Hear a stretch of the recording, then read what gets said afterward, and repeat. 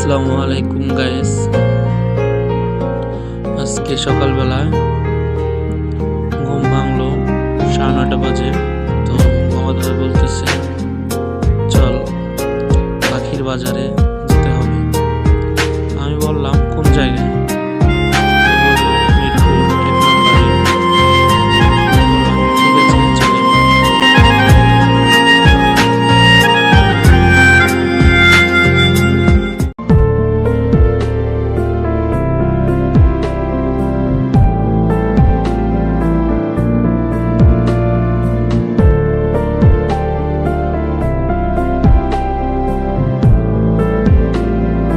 যেতেছি, রাস্তা পুরোটাই ফাঁকা।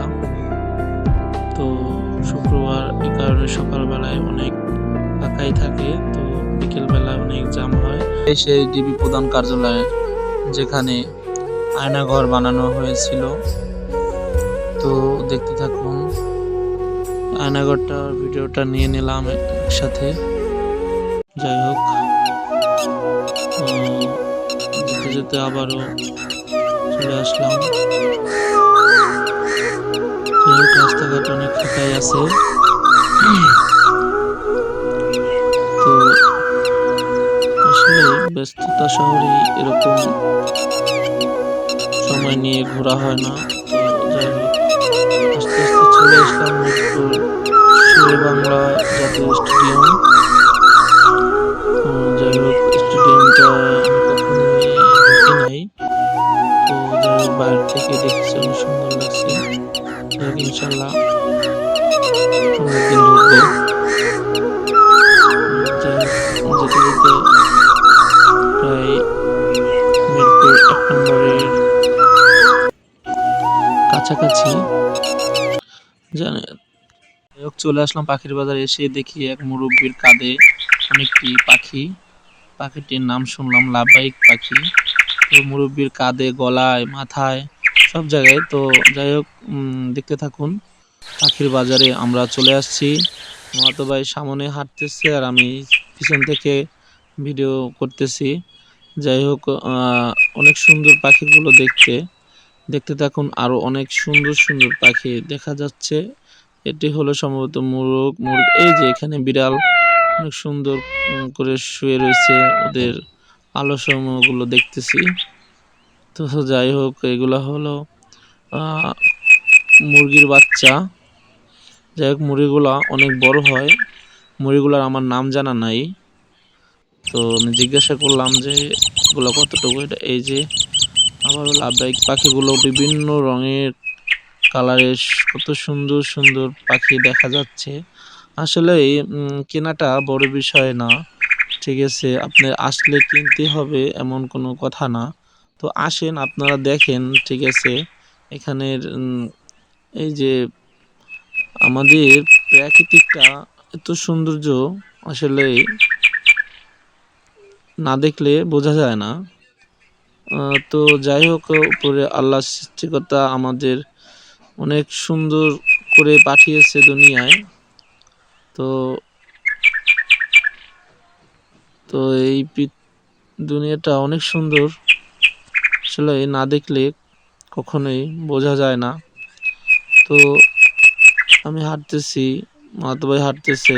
মামাতো বলছে যে ওর একজোড়া ময়ূরপঙ্খী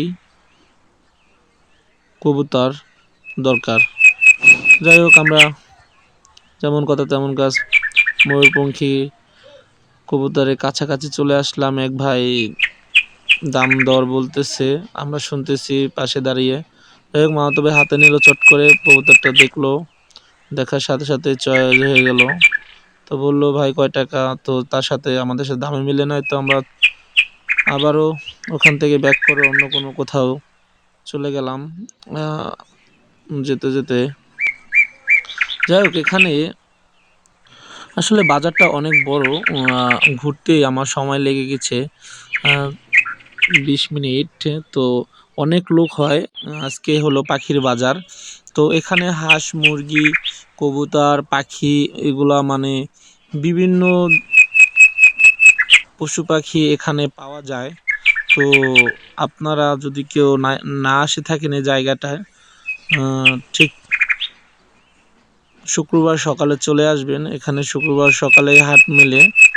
তো যাই হোক, অনেক সুন্দর সুন্দর পাখি আছে এখানে, বিভিন্ন কালারের। আসলেই না দেখলে কখনোই বোঝা যেত না যে এত সুন্দর। তো এই যে এগুলো পাখির আমি নামও বলতে পারবো না, আপনাদের কাছে দুঃখিত, কারণ এত পাখির নাম বলা আমার কাছে মুশকিল। দেখেন কত সুন্দর, একটা পাখির ভিতরে কতটা কালার থাকতে পারে একটা পাখির ভিতরে। দেখেন এত সুন্দর কালার। এই যে বাচ্চা বিক্রি, এটা হলো আমাদের যে টিয়া পাখি। আসলে টিয়া পাখিটা নিচ থেকে মানে উপরে ওঠার জন্য চেষ্টা করছিল এক ভাই, দাম দর করতেছে, আমরা শুনতেছি এক জোড়া বলতেছে নাকি 10,000 টাকা। দেখেন এই দেখেন কত সুন্দর কালার। ঠিক আছে, এইগুলো কি পাখি আমি নিজেও জানি না, তবে হ্যাঁ আপনারা যদি আসেন কখনো এগুলোর নাম জিজ্ঞাসা করে নেবেন। ঠিক আছে, আমার এতটা জিজ্ঞাসা করা ইম্পসিবল। এটা হলো নাকি অবশ্যই একটা ভাইয়া পাশ থেকে বলতেছে কাকা কাকা কাকা কাকা। তো পাখিটার নাম জানি না আমি। যাই হোক, আমিও চট করে ভিডিওটা নিয়ে নিলাম। তো তবে আমাদের পাখি কবুতর কেনার শেষ। তো আমরা এখন কবুতরের জন্য খাবার কিনে চলে আসলাম গাড়ির কাছাকাছি। তো এখন আমরা চট করে গাড়িতে উঠে পড়লাম। তো যাই হোক, দেখতে থাকুন। তো আমি ওদেরকে একটু বাতাস খাওয়ানোর জন্য ফাঁকা করে দিলাম। তো চট করে ওরা বেরোয় পড়লো, বেরোয় মালিকের কাছে চলে গেল।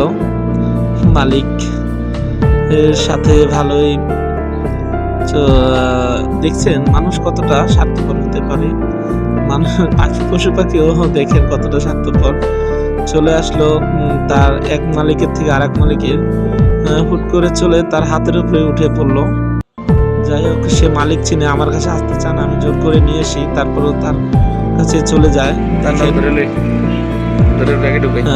সে তার মালিকের সোজাসুজি আছে, আমি এত হাত বাড়াই আমার জন্য, আমার কাছে সে আসতে চায় না। তো ভালোই শিখছে, তার মালিকে বলতেছে থাক, ধরা লাগবো না, ও থাক এই জায়গায়। তো আমি আর ধরলাম না, ওখানে বসে আছি সুন্দর করে মালিকের দিকে তাকিয়ে তাকিয়ে কিছু বলার